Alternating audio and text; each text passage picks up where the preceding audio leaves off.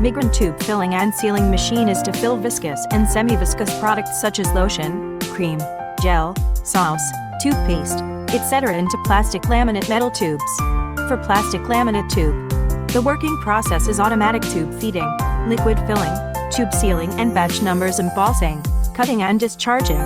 For metal tube, the working process is automatic tube feeding, liquid filling, tube folding, sealing and batch numbers embossing, discharging. It is widely used in cosmetics, food, and daily chemical products. Different sizes, shapes, capacities, and designs of tubes can be used on one machine by changing the mold. Production speed depends on different models.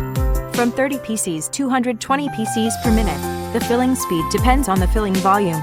More details, please contact me.